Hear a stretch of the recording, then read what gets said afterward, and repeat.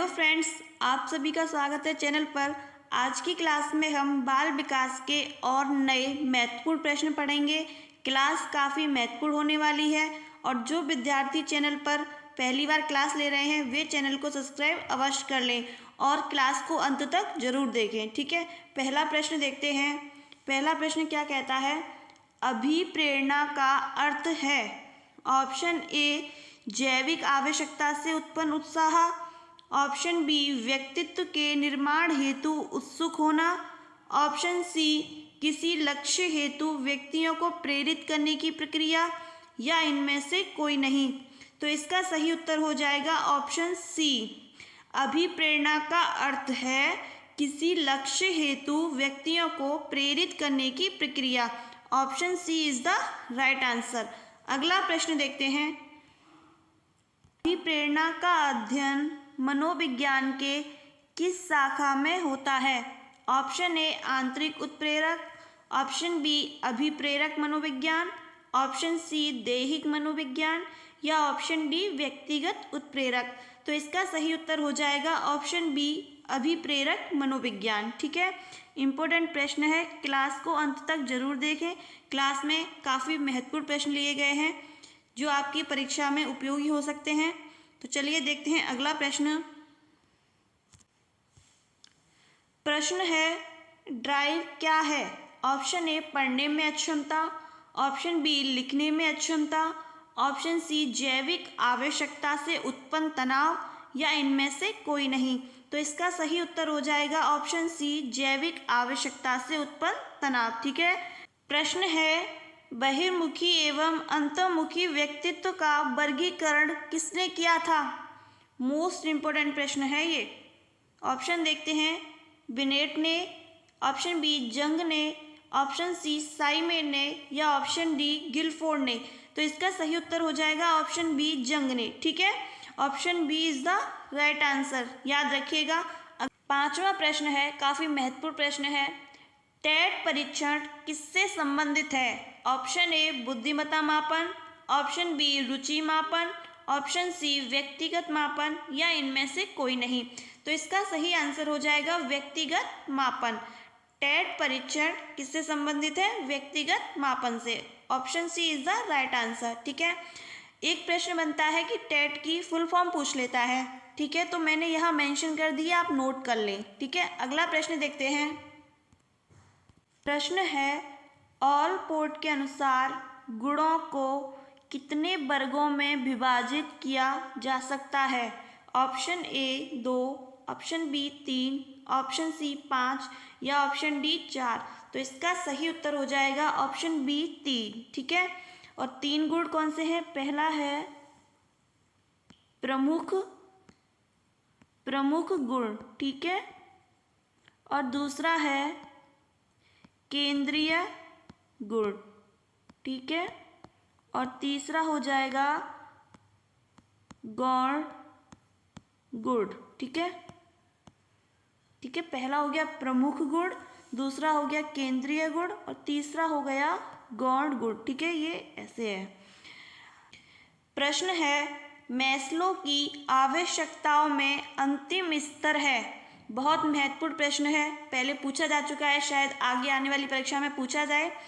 तो देखिए, मैस्लो की आवश्यकता में अंतिम स्तर पूछ रहा है। पहले तो हम इसके 5 स्तर जानते हैं। पहला है शारीरिक आवश्यकता, दूसरा है सुरक्षा आवश्यकता, तीसरा है सामाजिक आवश्यकता, चौथा है सम्मान आवश्यकता, और पांचवा है आत्म साक्षात्कार आवश्यकता। ठीक है, अब पहला पूछ ले, दूसरा पूछ ले, तो आपको मैंने 5 यहाँ मेंशन कर दिए हैं, आप नोट कर लेना। तो इसका आंसर देख लेते हैं। प्रेम सुरक्षा, पोषण, आत्म साक्षात्कार, या अनुवांशिकता। तो बताइए अंतिम स्तर कौन सा हो जाएगा? ऑप्शन सी आत्म साक्षात्कार। ठीक है, पहला हो गया शारीरिक आवश्यकता, दूसरा सुरक्षा आवश्यकता, तीसरा सामाजिक आवश्यकता, चौथा सम्मान आवश्यकता, और पांचवा आत्म साक्षात्कार आवश्यकता। ठीक है, ये प्रश्न यहाँ क्लियर हो गया। अगर आपको क्लास यूजफुल लगे तो आप चैनल को सब्सक्राइब करना ना भूलें, क्योंकि चैनल पर डेली ऐसी क्लासेस कराई जा रही हैं। ठीक है, अगला प्रश्न देखते हैं। बिग 5 मॉडल में आयामों की संख्या कितनी है? Option A 5, option B 3, option C 6 या ऑप्शन डी 4। तो इसका सही उत्तर हो जाएगा ऑप्शन ए 5। ठीक है, राइट आंसर हो जाएगा ऑप्शन ए। अगला प्रश्न देखते हैं। NEP 2020 में प्रारंभिक बाल्यावस्था देखभाल एवं शिक्षा किस संस्था के माध्यम से प्रदान की जाएगी? ऑप्शन ए उच्चतर माध्यमिक विद्यालय, ऑप्शन बी विश्वविद्यालय, ऑप्शन सी आंगनबाड़ी एवं प्री स्कूल या इनमें से कोई नहीं। तो इसका सही उत्तर हो जाएगा ऑप्शन सी आंगनबाड़ी एवं प्री स्कूल। इम्पोर्टेंट प्रश्न है। अगला प्रश्न देखते हैं। सामान्य व विशिष्ट तत्वों के सिद्धांत के प्रतिपादक कौन है? Option A Kohler, option B सुकरात, ऑप्शन सी स्पीयरमैन या इनमें से कोई नहीं। ठीक है, तो इसका सही उत्तर हो जाएगा ऑप्शन सी स्पीयरमैन। ठीक है, सामान्य व विशिष्ट तत्वों के सिद्धांत के प्रतिपादक हैं Spearman. Option C is the right answer. चलिए अब एक प्रश्न है। कोहलर ने कौन सा सिद्धांत दिया था? आप ये कमेंट में बताइएगा। ये एक टेस्ट क्वेश्चन है कि कोहलर ने कौन सा सिद्धांत दिया था। ठीक है, अगला प्रश्न देखते हैं। ये प्रश्न काफ़ी महत्वपूर्ण है, तो ध्यान दें। जी फैक्टर किससे संबंधित है?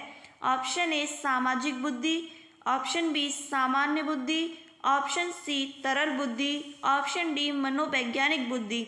तो इसका सही आंसर क्या हो जाएगा? जी फैक्टर किससे संबंधित है?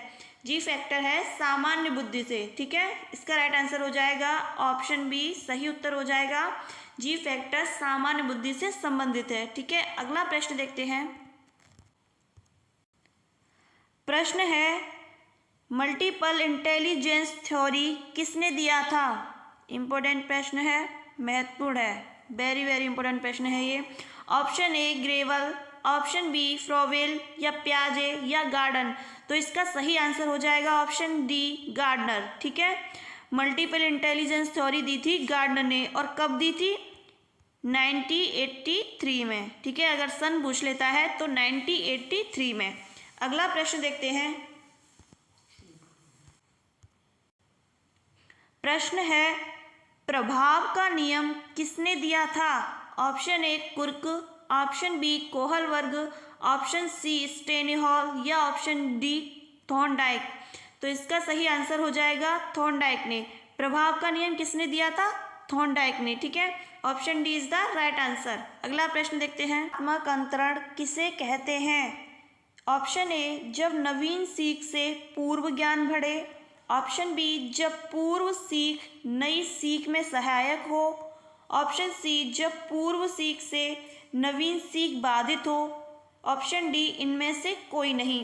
तो इसका सही आंसर हो जाएगा ऑप्शन बी, जब पूर्व सीख नई सीख में सहायक हो। Option B is the right answer. अगला प्रश्न देखते हैं।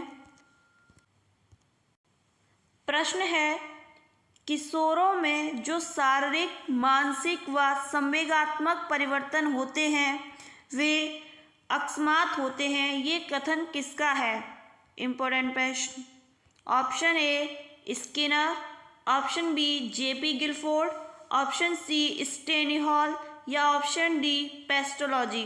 तो इसका सही उत्तर हो जाएगा स्टेनिहॉल, ऑप्शन सी। ठीक है, option C is the right answer. किशोरों में जो शारीरिक, मानसिक व संवेगात्मक परिवर्तन होते हैं, ये कथन कहा है स्टेनहॉल ने। ठीक है, अगला प्रश्न। समस्याओं की आयु कहा जाता है? ऑप्शन ए बाल्यावस्था को, ऑप्शन बी किशोरावस्था को, ऑप्शन सी शैशवावस्था को या इनमें से कोई नहीं। तो इसका सही उत्तर हो जाएगा ऑप्शन बी किशोरावस्था को। ठीक है, समस्याओं की आयु कहा जाता है किशोरावस्था को। ठीक है, अगला प्रश्न देखते हैं। स्पीयरमैन के अनुसार बुद्धि के कितने घटक होते हैं?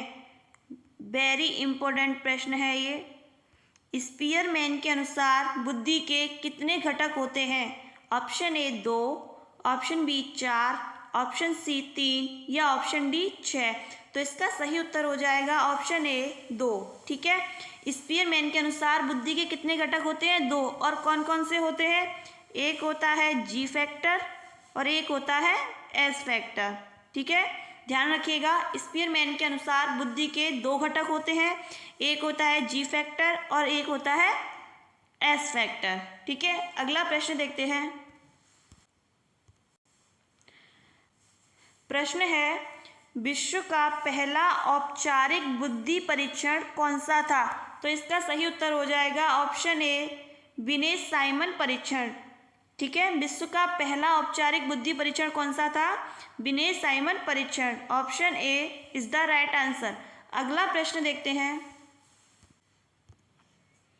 प्रश्न है, थ्योरी ऑफ माइंड शब्दावली किससे संबंधित है?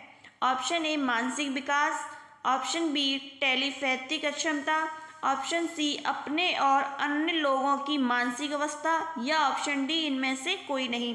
तो इसका सही उत्तर हो जाएगा ऑप्शन सी, अपने और अन्य लोगों की मानसिक अवस्था। ठीक है, अगर आपको क्लास उपयोगी लगे तो चैनल को सब्सक्राइब करना ना भूलें, जिससे आपसे कोई भी क्लास मिस ना हो। ठीक है, क्योंकि चैनल पर डेली ऐसी क्लास कराई जा रही हैं।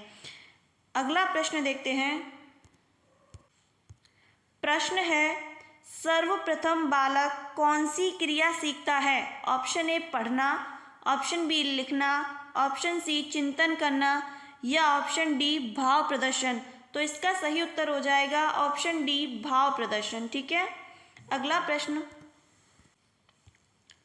प्रश्न है, निम्नलिखित में से गौड़ नियम से सम्मिलित नहीं है?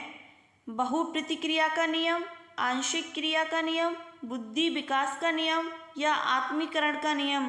तो इसका सही उत्तर हो जाएगा बुद्धि विकास का नियम। ठीक है, option C is the right answer. तो ये क्लास का अंतिम प्रश्न था।